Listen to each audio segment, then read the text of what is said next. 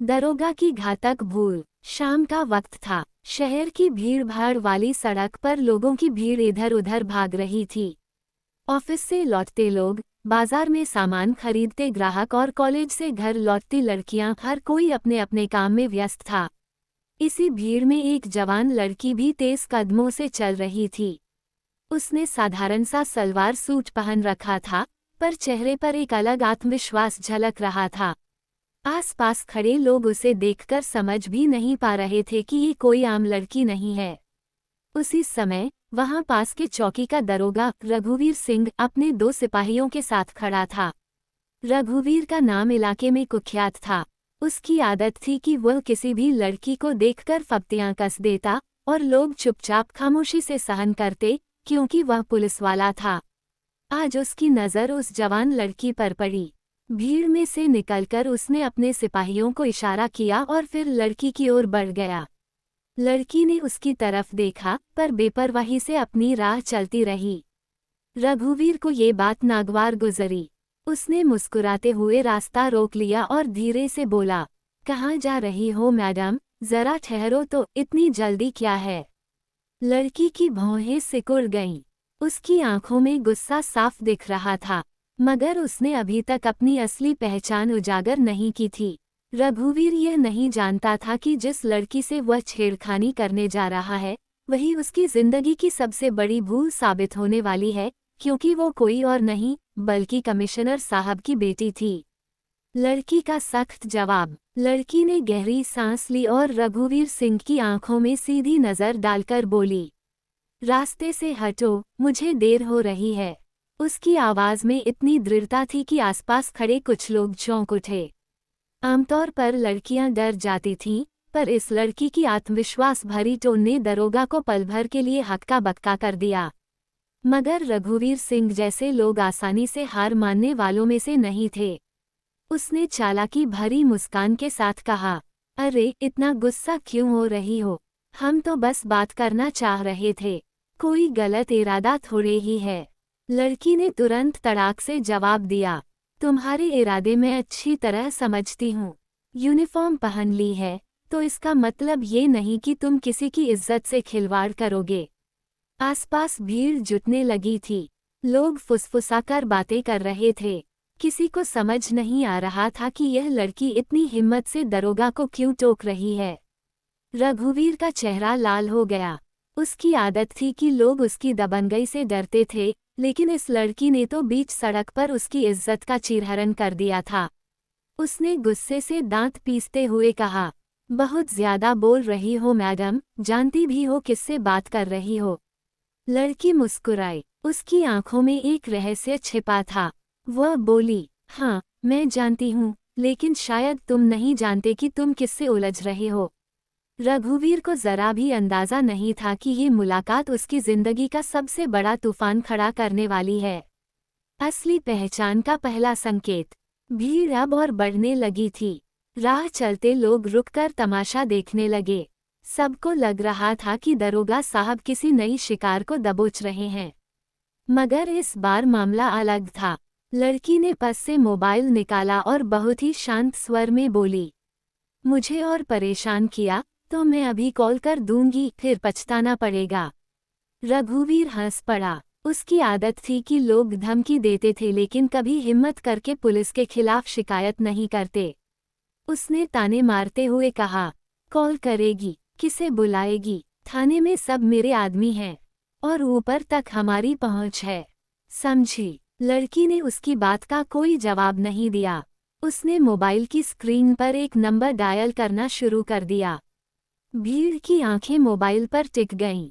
Phone speaker पर था और दूसरी तरफ से एक भारी और कड़क आवाज आई, हाँ बेटा, बोलो, कहाँ तक पहुंची? लड़की ने शांत लहजे में कहा, पापा, रास्ते में एक दरोगा मुझे रोककर बदतमीजी कर रहा है।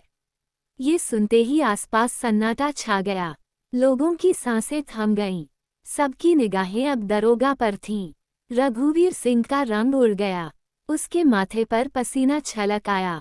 उसने तुरंत मोबाइल छीनने की कोशिश की, लेकिन लड़की ने सख्ती से हाथ पीछे कर लिया। उधर से आवाज फिर आई, नाम क्या है उस दरोगा का? लड़की ने ठंडे स्वर में जवाब दिया। रघुवीर सिंह। भीड़ में फुसफुसाहट शुरू हो गई। लोग समझ चुके थे कि मामला बहुत बड़ा है। रघुवीर अब बुरी तरह हड़बड़ा गया। उसने मन ही मन सोचा, हे भगवान, ये लड़की कौन है, इसके पिता कौन हैं? और तभी लड़की ने बिना रुके भीड़ के सामने कह दिया, पापा, मैं कमिश्नर की बेटी बोल रही हूँ। आप तुरंत लोगों को भेजिए। इतना सुनते ही दरोगा के पैरों तले जमीन खिसक गई। अब उसके लिए बच निकलना लगभग नामुमकिन था। थाने में मचा हड़कंप। जैसे ही लड़की ने फोन रखा, माहौल पूरी तरह बदल गया। भीड़ में खुसुर पुसुर तेज हो गई। अरे ये तो कमिश्नर साहब की बेटी है। अब तो दरोगा गया काम से। उधर कमिश्नर साहब ने तुरंत कंट्रोल रूम में कॉल लगाया और सख्त आवाज में आदेश दिया, अभी के अभी गश्ती गाड़ी भेजो। जगह मैं लोकेशन भेज रहा हूँ और रघुवीर सिंह को तुरंत हिरासत में लो। थाने में ये खबर आग की तरह फैल गई। पुलिसकर्मी आपस में कानाफूसी करने लगे। रघुवीर तो फंस गया, अब उसकी खैर नहीं। कमिश्नर साहब की बेटी पर हाथ डाल दिया, सोच भी कैसे लिया उसने।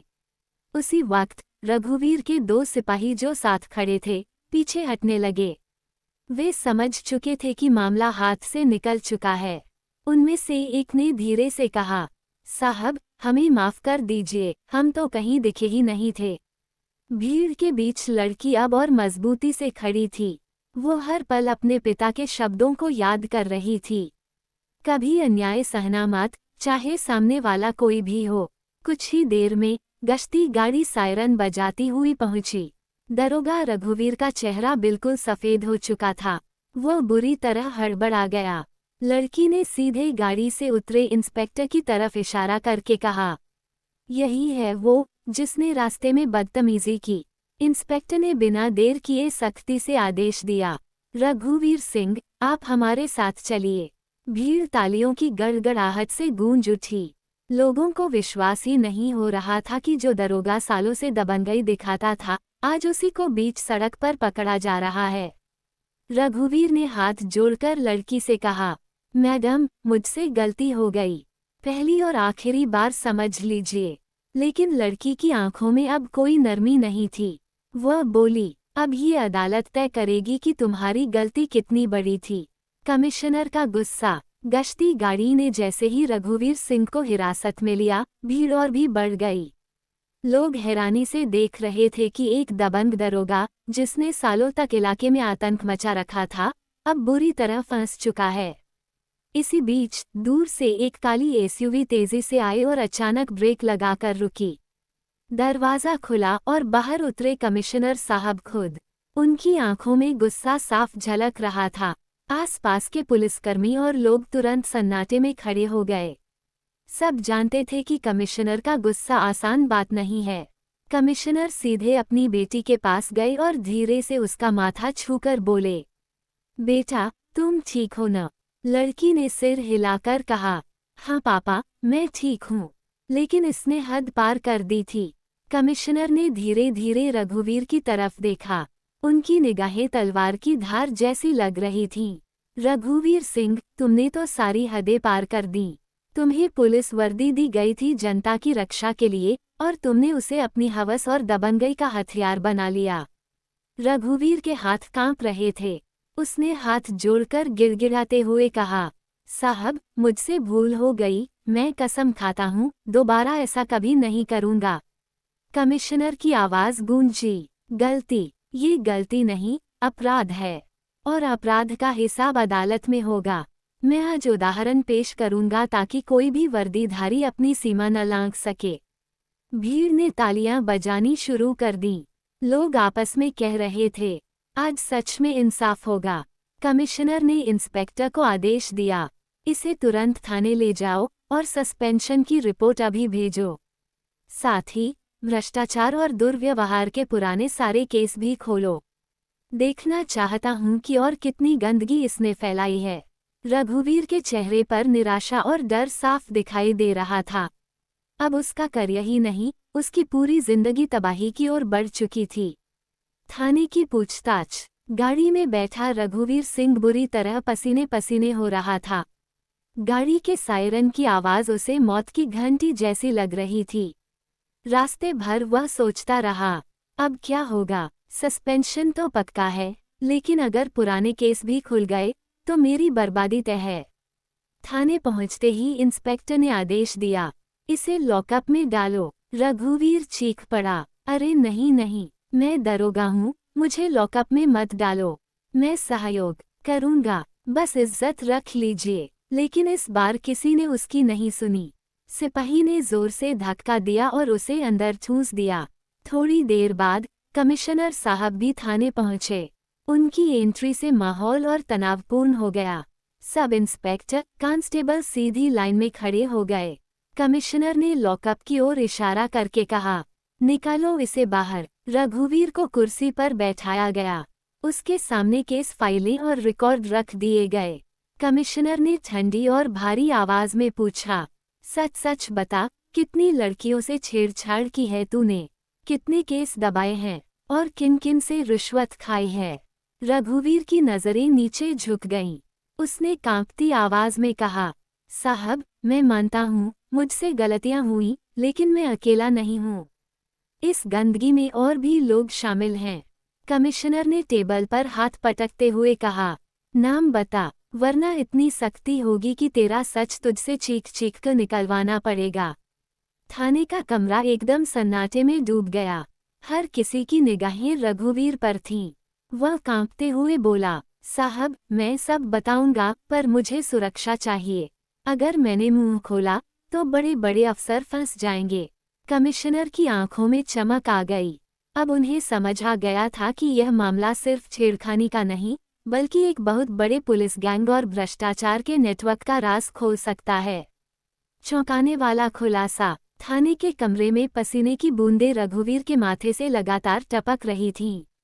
उसकी नज़रें कभी फर्श पर टिक जाती, कभी कमिश्नर की आंखों से बचकर इधर उधर भटक जाती। कमिश्नर ने सख्ती से कहा, रघुवीर, अब तेरे पास दो ही रास्ते हैं, या तो सच बोलकर थोड़ा बचाव कर ले, या फिर झूठ बोलकर अपना पूरा करियर और जिंदगी दोनों बर्बाद कर ले। रघुवीर ने गहरी सांस ली और कांपती आवाज में बोला, साहब, सिर्फ मैं ही नहीं, इस धंधे में और भी बड़े लोग शामिल हैं। कई दरोगा, इंस्पेक्टर, यहाँ तक कि कुछ एसपी तक का नाम आता है। थाने में बैठे पुलिसकर्मी सन रह गए। किसी को यकीन नहीं हो रहा था कि रघुवीर इतना बड़ा बम फोड़ देगा। कमिश्नर ने तुरंत नोटबुक उठाए और आदेश दिया, एक एक नाम लिखते जाओ। रघुवीर ने डरते डरते कुछ नाम गिनाना शुरू किया। सर, दरोगा महेश यादव, इंस्पेक्टर देवेंद्र और एसपी चौहान भी। ये सुनते ही थाने का माहौल गर्मा गया। पुलिसकर्मी आपस में फुसफुसाने लगे। एसपी चौहान, अरे वो तो कमिश्नर के बेहद करीबी माने जाते हैं। अगर ये सच है तो पूरा महकमा हिल जाएगा। कमिश्नर का चेहरा और भी कठोर हो गया। उन्होंने अपनी बेटी की तरफ देखा, जो चुपचाप सब सुन रही थी। उसकी आंखों में संतोष था, जैसे वो जानती हो कि अब पापा इस भ्रष्ट जाल को तोड़कर ही दम लेंगे। कमिश्नर ने सख्त स्वर में कहा, रघुवीर, तूने आज जो राज खोला है, वो सिर्फ तेरा ही नहीं, पूरे सिस्टम का सच है। लेकिन याद रख, अब तुझे सरकारी गवाह बनना पड़ेगा, वरना तू भी उन्हीं गद्दारों के साथ गिनती में आएगा। रघुवीर ने घबराकर सिर झुका दिया और बोला, साहब, मैं तैयार हूँ, बस मेरी जान की हिफाजत कर लीजिए। कमिश्नर ने तुरंत अपने अफसरों को आदेश दिया, इसकी गवाही रिकॉर्ड करो और जितने भी नाम सामने आए हैं, सबकी सीक्रेट इन्वेस्टिगेशन शुरू करो। मामला अब यहीं खत्म नहीं होगा। थाने में मौजूद हर पुलिसकर्मी के दिल की धड़कनें तेज हो चुकी थीं। उन्हें अब महसूस होने लगा कि यह सिर्फ एक दरोगा की गलती का मामला नहीं, बल्कि पूरे पुलिस तंत्र की नींव को हिलाने वाला तूफान है। एसपी चौहान की बौखलाहट। थाने से बाहर गुप्त चैनल से खबर लीक हो चुकी थी। कुछ ही घंटों में एसपी चौहान तक ये बात पहुंच गई कि रघुवीर सिंह ने उसका नाम भी कमिश्नर के सामने उगल दिया है। अपने आलीशान बंगले में बैठे चौहान ने गुस्से में मेज पर रखा गिलास फेंक मारा। साला रघुवीर, जिस थाली में खाता है उसी में छेद कर रहा है। अगर ये सच बाहर गया तो मैं बर्बाद हो जाऊंगा। उसने तुरंत अपने 2 भरोसेमंद लोगों को बुलाया और आदेश दिया, रघुवीर को गवाही देने से पहले ही चुप करा दो। चाहे जेल के अंदर हो या बाहर, किसी भी हालत में उसकी जुबान नहीं खुलनी चाहिए। दोनों गुर्गे सिर झुकाकर तुरंत निकल गए। इसी बीच चौहान ने एक और चाल चली। उसने फोन उठाकर मंत्रालय के एक बड़े नेता से बात की। सर, आपकी भी मुश्किलें बढ़ सकती हैं। अगर रघुवीर बोल पड़ा तो आपके नाम भी सामने आ सकते हैं। हमें मिलकर कमिश्नर पर दबाव डालना होगा। नेता ने ठंडी आवाज में कहा। देख चौहान, मामला कमिश्नर की बेटी से जुड़ा है। मीडिया को भनक लग गई तो सरकार तक हड़कंप मच जाएगा। इस बार तुझे अपनी अक्ल से खेलना होगा। मैं सीधे हाथ गंदे नहीं कर सकता। फोन कटते ही चौहान की भौहें तन गईं। वह जानता था कि अब उसे अकेले ही इस लड़ाई में उतरना होगा। दूसरी तरफ कमिश्नर ने अपनी टीम को हाई अलर्ट पर डाल दिया था। उन्होंने आदेश दिया, रघुवीर सिंह को पुलिस प्रोटेक्शन दिया जाए। किसी भी हाल में उसे नुकसान नहीं होना चाहिए। मुझे शक है बड़े लोग इसे चुप कराने की कोशिश करेंगे। लड़की चुपचाप पिता की बातें सुन रही थी। उसके होठों पर हल्की मुस्कान थी।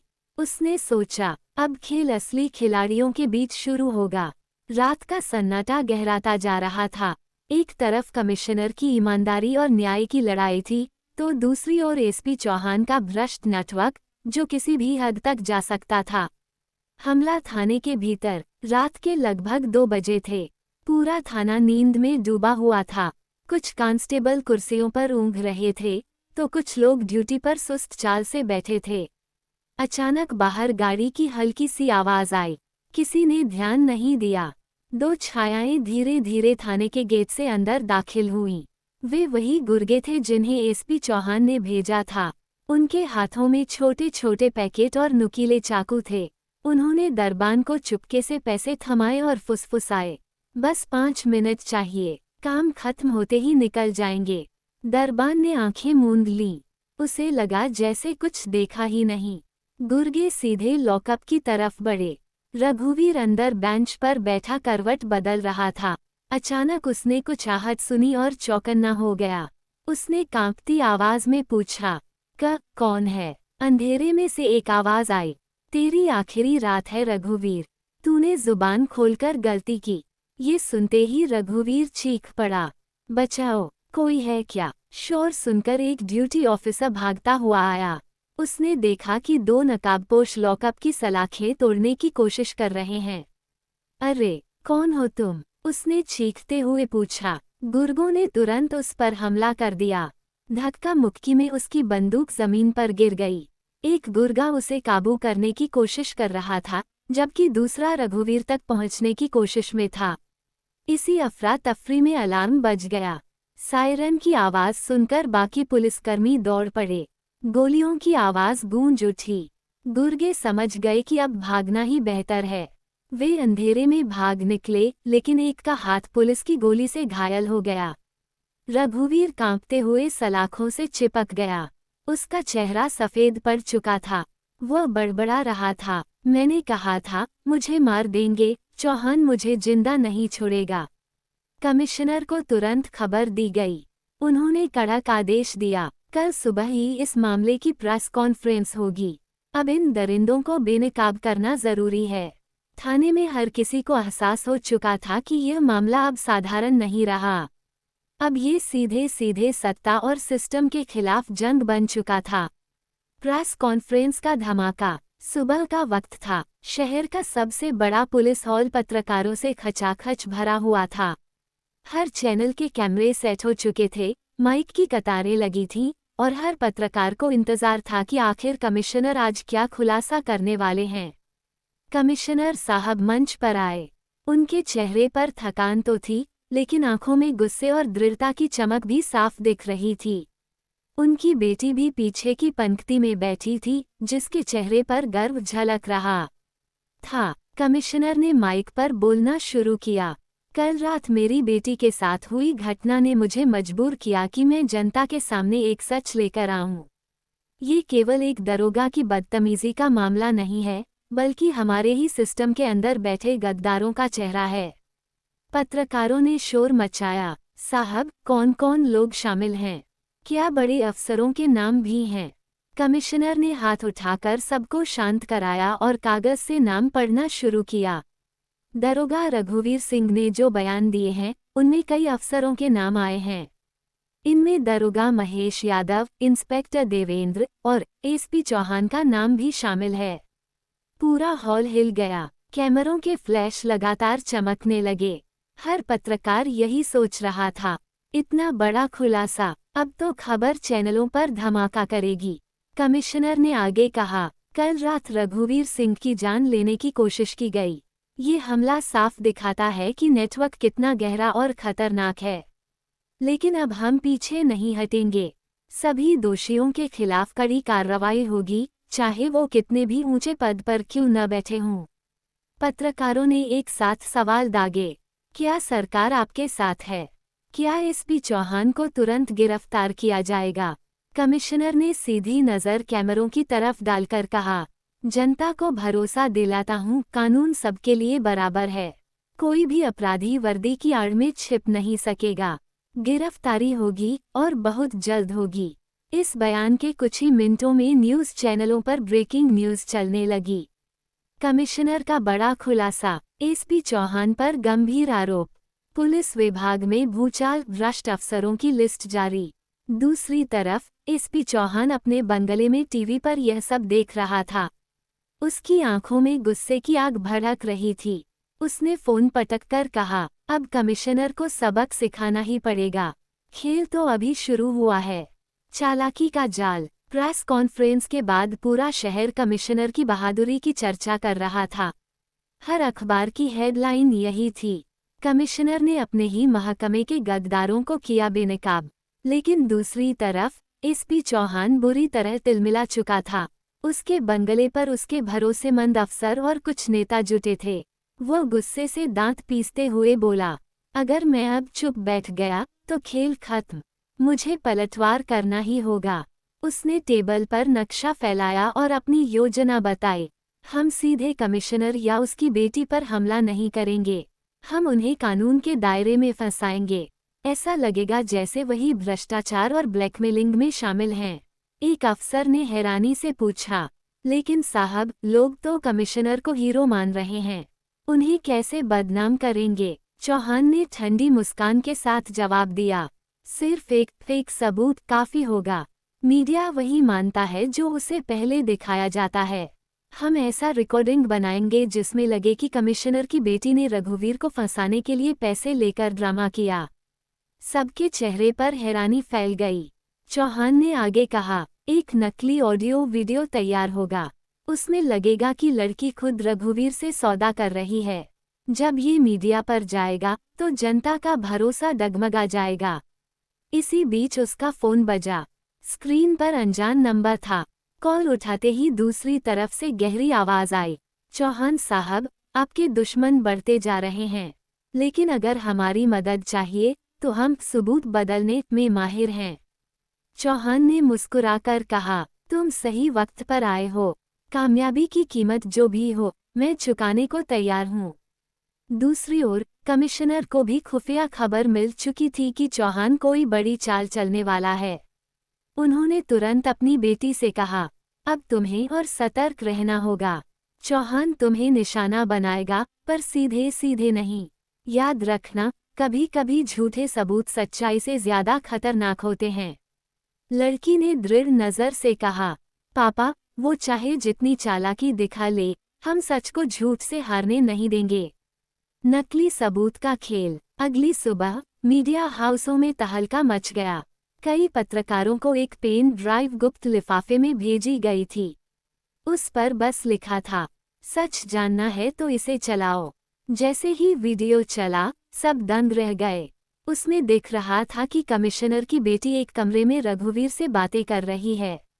ऑडियो में आवाज सुनाई दे रही थी, अगर तुम मेरे हिसाब से चलोगे तो तुम्हें कोई नहीं पकड़ेगा, बस हमें थोड़ा हिस्सा देना होगा। पत्रकारों की आंखें चौंधी आ गईं। यही वीडियो कुछ घंटों में न्यूज़ चैनलों और सोशल मीडिया पर फैल गया। ब्रेकिंग न्यूज़, क्या कमिश्नर की बेटी ने खुद रचा पूरा षड्यंत्र? सच्चाई का दूसरा पहलू रघुवीर फंसाया गया था। लोगों में खुसुर पुसुर शुरू हो गई। जो कल तक लड़की की हिम्मत की तारीफ कर रहे थे, अब वही कह रहे थे शायद सच कुछ और है। लगता है मामला पॉलिटिकल है। कमिश्नर के ऑफिस में माहौल तनावपूर्ण हो गया। अफसर इधर उधर भाग रहे थे। प्रेस फोन पर लगातार बयान मांग रही थी। कमिश्नर ने गुस्से में मेज पर हाथ मारा। ये वीडियो फर्जी है। इसमें एडिटिंग साफ दिख रही है। लेकिन जनता तक ये कैसे साबित करें? उनकी बेटी शांत खड़ी थी। उसने गहरी सांस ली और बोली, पापा, मुझे पता था वो ऐसा ही करेगा। लेकिन चिंता मत कीजिए, अगर उसके पास फेक सबूत है, तो हमारे पास असली सबूत होगा। हमें टेक्निकल टीम से इसकी जांच करानी होगी। कमिश्नर ने तुरंत साइबर सेल को बुलाया और आदेश दिया, इस वीडियो की हर फ्रेम, हर आवाज का एनालिसिस चाहिए।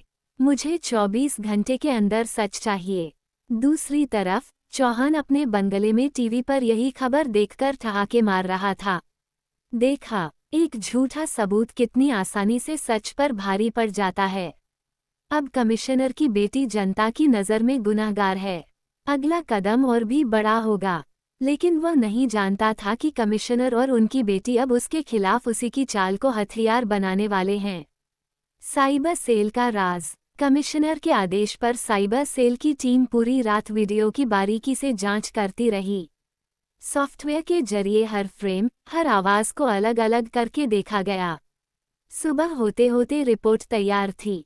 टीम हेड ने कमिश्नर के सामने आकर फाइल रखी और बोला, सर, ये वीडियो पूरी तरह से मॉफ्ट है। इसमें वॉइस क्लोनिंग और डीपफेक टेक्नोलॉजी का इस्तेमाल हुआ है। आपकी बेटी की असली आवाज को कॉपी करके नकली बातें डलवाई गई हैं। कमिश्नर ने राहत की सांस ली, लेकिन उन्होंने गुस्से से मुट्ठी भींचते हुए कहा, मतलब चौहान ने झूठ को सच बनाने की कोशिश की है। अब ये सबूत उसके ही गले की फांस बनेगा। लड़की ने मुस्कुराते हुए कहा, पापा, अब वक्त है इस नकली वीडियो को सच के आईने में दिखाने का। हमें लाइव प्रूफ चाहिए ताकि जनता का भरोसा फिर से हमारी तरफ लौटे। कमिश्नर ने तुरंत प्रेस कॉन्फ्रेंस बुलाने का आदेश दिया। शाम को प्रेस हॉल फिर से पत्रकारों से भर गया। इस बार सबके चेहरों पर शंका थी। कोई सोच रहा था, क्या कमिश्नर अब बचाव करेंगे या चौहान का सच साबित हो जाएगा? कमिश्नर मंच पर आए और स्क्रीन पर वही वीडियो चलवाया। फिर साइबर सेल हेड ने डेमो दिया। देखिए, यहाँ लिप मूवमेंट और आवाज में टाइमिंग नहीं मिल रही। ये डीपफेक का नतीजा है। और यहाँ आवाज में आर्टिफिशियल पिच है, जो मशीन जेनरेटेड है। स्क्रीन पर तकनीकी सबूत चलते ही पत्रकार दंग रह गए। कमिश्नर ने कड़क आवाज में कहा, ये वीडियो फर्जी है और इसे फैलाने के पीछे वही लोग हैं जिनके नाम हमने कल उजागर किए थे। अब इस साजिश की जड़ तक पहुंचकर उन्हें कानून के कटघरे में खड़ा करना हमारा काम है। पत्रकारों ने ताली बजाना शुरू कर दिया। मीडिया की दिशा तुरंत बदल गई। डीपफेक का सच सामने आया। कमिश्नर की बेटी निर्दोष साबित। दूसरी तरफ चौहान टीवी पर यह सब देखकर गुस्से से कुर्सी पटककर खड़ा हो गया। कमबख्त, मेरी सबसे बड़ी चाल भी फेल हो गई, अब तो सीधा खेल खेलना पड़ेगा। उसकी आंखों में अब खून उतर आया था। ये लड़ाई अब और भी खतरनाक मोड़ लेने वाली थी। चौहान का पतन। डीपफेक का सच सामने आने के बाद चौहान की मुश्किलें बेकाबू हो गईं। मीडिया, सोशल मीडिया और यहाँ तक कि पुलिस महकमे में भी अब हर कोई सिर्फ एक ही बात कर रहा था, एसपी चौहान की गिरफ्तारी कब होगी? कमिश्नर ने बिना वक्त गंवाए गिरफ्तारी वारंट पर साइन किए और अपनी स्पेशल टीम को आदेश दिया, आज रात चौहान को हर हाल में पकड़ना है। वो चाहे जितनी ऊंची कुर्सी पर बैठा हो, अब कानून से ऊपर नहीं रहेगा। रात के अंधेरे में स्पेशल टीम चौहान के बंगले के बाहर तैनात हो गई। अंदर चौहान अपने आखिरी पत्ते खेलने की कोशिश कर रहा था। उसने नेताओं और कुछ अफसरों को फोन मिलाए, लेकिन कोई भी सामने आने को तैयार नहीं हुआ। सब डरपोक हैं, सब। वह दांत पीसते हुए बोला। तभी बाहर से तेज आवाज आई, एसपी चौहान, पुलिस ने आपके बंगले को घेर लिया है, आत्मसमर्पण कर दीजिए। चौहान की सांसें तेज हो गईं। उसने दराज से पिस्तौल निकाली और बड़बड़ाया, अगर गिरना ही है तो लड़कर गिरूंगा। लेकिन जैसे ही उसने बाहर निकलकर बंदूक उठाई, कमिश्नर की टीम ने उसे घेर लिया। गोलियों की गूंज से रात का सन्नाटा टूट गया। कुछ मिनट की मुठभेड़ के बाद चौहान घायल होकर जमीन पर गिर पड़ा। कमिश्नर आगे बढ़े और गुस्से भरी नजर से उसे देखा। चौहान, तूने वर्दी की इज्जत बेच दी, औरतों की इज्जत से खेला, सिस्टम को कलंकित किया। आज तेरे लिए कोई बचाव नहीं है। चौहान की आंखों से आंसू बह निकले। उसने कांपते हुए कहा, मैंने गलती की, लेकिन अब बचना चाहता हूँ। कमिश्नर ने ठंडी आवाज में आदेश दिया, इसे उठाओ और जेल ले जाओ। इसकी सजा अदालत तय करेगी, लेकिन समाज इसे कभी माफ नहीं करेगा। अगली सुबह अखबारों की हेडलाइन थी, कमिश्नर ने किया करप्शन और गुनाह का बड़ा पर्दाफाश, एसपी चौहान गिरफ्तार। वर्दी के गद्दार का अंत। लोग अब गर्व से कह रहे थे, सिस्टम में अभी भी ऐसे लोग हैं जो सच और न्याय के लिए खड़े हैं। कमिश्नर की बेटी चुपचाप खिड़की से सूरज की रोशनी देख रही थी। उसके होठों पर हल्की मुस्कान थी। उसने सोचा, पापा सही कहते थे, सच की राह कठिन होती है, लेकिन जीत हमेशा उसी की होती है।